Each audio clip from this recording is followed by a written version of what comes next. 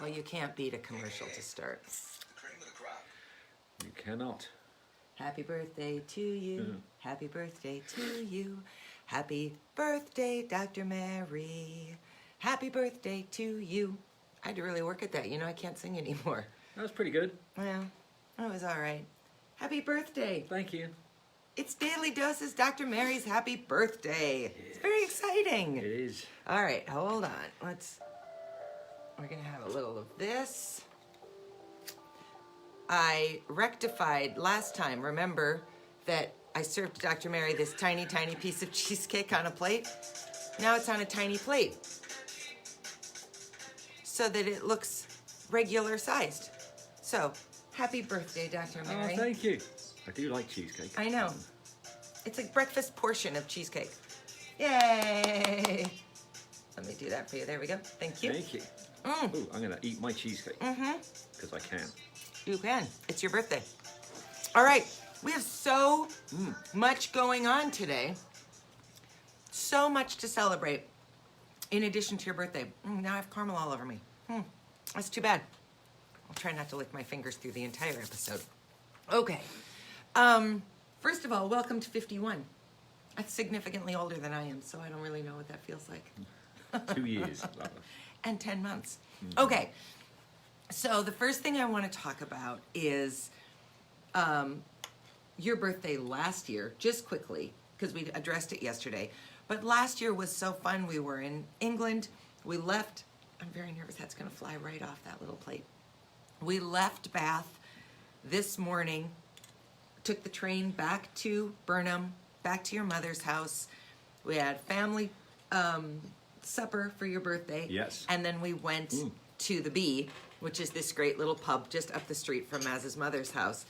And 7 or 8 of your really good, seriously old, like knew each other before they lost their first teeth friends showed up. And it was such a great night.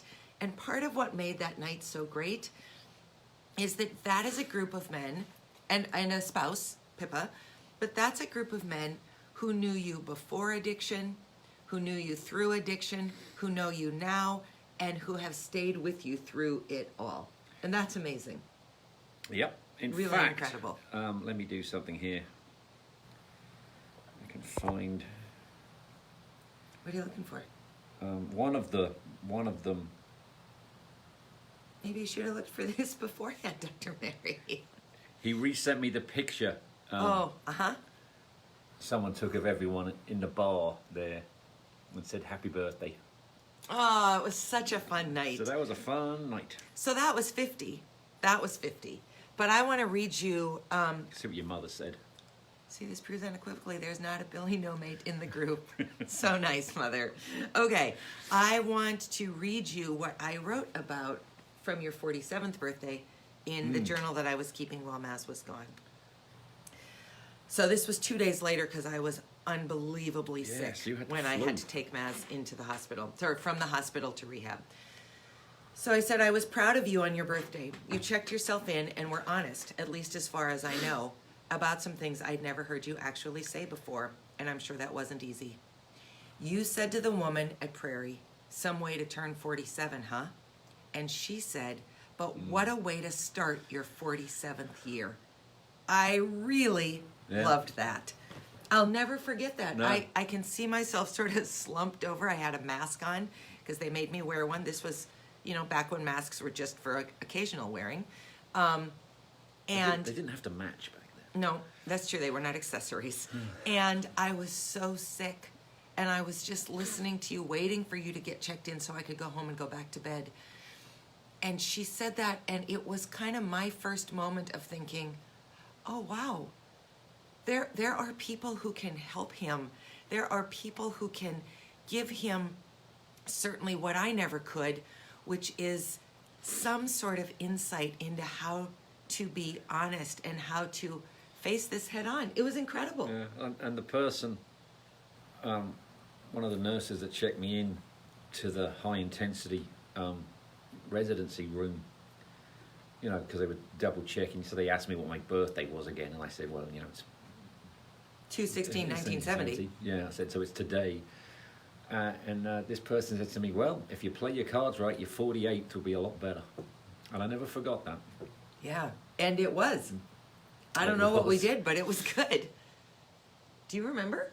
Must have been nothing. 49, I gave you your tickets to Midge. 50, where we were in England. And 51, we're doing Daily Dose. It doesn't matter. I We don't won't know. take the time now to go back 3 years. I'm sure it was fun. I'm whatever we sure it did. was. Oh, we had the party down here. We had a big party down Yeah, here. of course we did. Oh, I got my- the Dan Jones. I got me Dan Jones birthday card. Look at that. Let's see if I can. Look at that. Dan Jones birthday card. Some people just get a homemade birthday card from one of the greatest artists in the region. And that some people is not me. Anyway, okay. So the other thing that we want to talk you, about Dan. today is this great blog post from an acquaintance of mine who I have only met over Zoom through some professional work that we're doing, but he is next week's Thursday guest. His name is David Whitesock, and he runs a organization called Commonly Well. But he is a recovered alcoholic addict. I'm not sure what kind he is, but he's in recovery and also deals with sort of human-centered capital and infrastructure, which is an incredibly interesting combination. So do you have a section of this you'd like to read just for us Yes. to discuss? Great. So we're working on doing this better. There you go. Look There at you go, that. see? Okay. Now I've lost it. Sorry.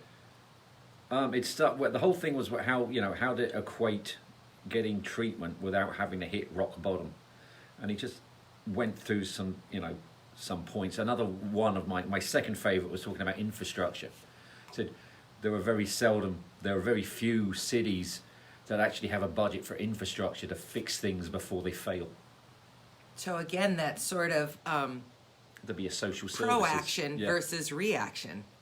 So, potholes. Some cities have full-time crews that just go around all day fixing potholes. This makes the local residents, the voters, who use the roads instantly happy. But in the long view, maybe there's a better way to design and build a road, or use the road to reduce the frequency of potholes. So can you find the section on addiction? Because I think that... I think it's right below it. There you go. Oh, good. Oh, addiction. Addiction is about numbing and pleasure.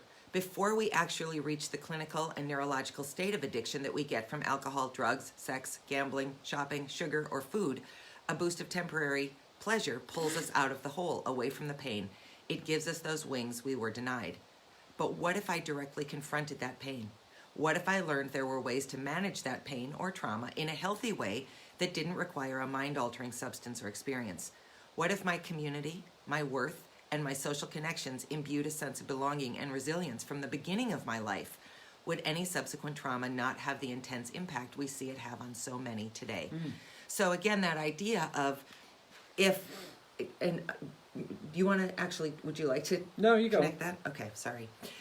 This notion of if you've got a pothole in your emotional life or your intellectual life, which we all do, we all have stuff we're getting over. Even those of us who had fabulous, fabulous childhoods are getting over stuff. Rather than cover the pothole with this substance, whatever that is, or this thing that makes you temporarily feel good, what if you really got to the root cause of what caused the pothole in the first place and went back and started to repair that?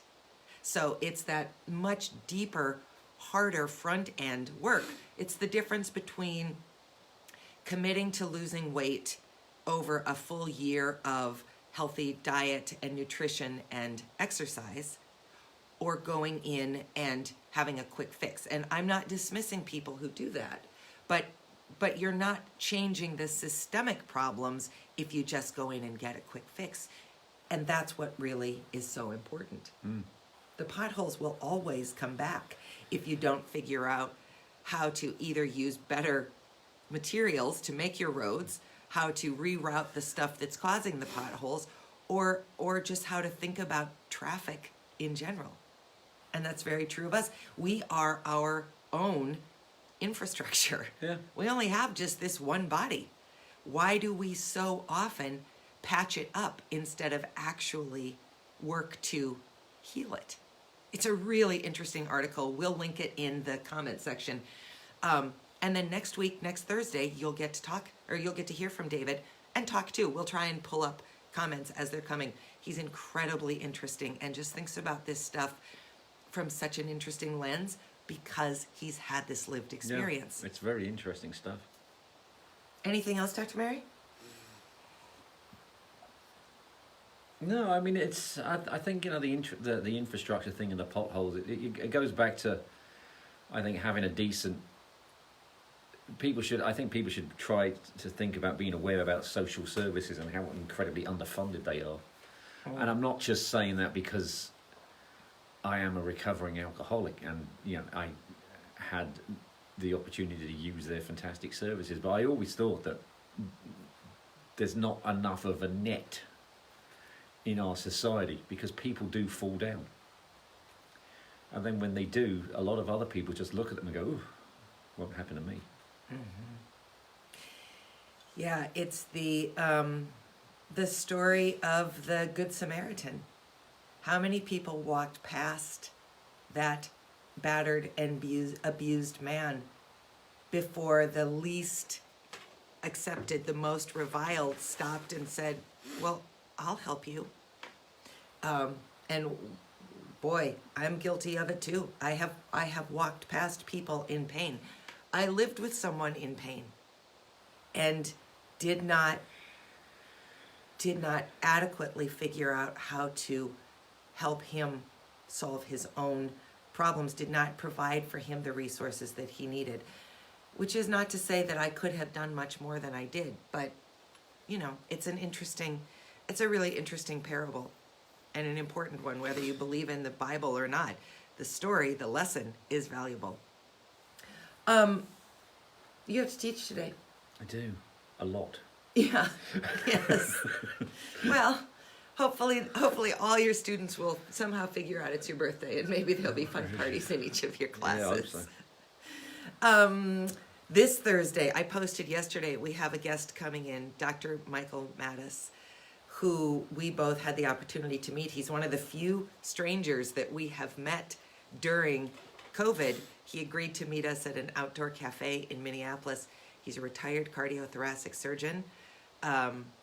Wow, is his story amazing. Yes. And is his journey incredible, and is the work that has come out of what he has experienced been astonishing. So be sure and tune in on Thursday. But here's what's interesting. So Mike Mattis, David Whitesock, and Maz Mary, 3 highly successful, intelligent, curious, competent men who seemingly have nothing in common except this one very dirty little secret called addiction. We would likely never have come across these other 2 men, or certainly wouldn't have made that connection because it's a secret. It doesn't show on your bodies. If you've been lucky and recovered.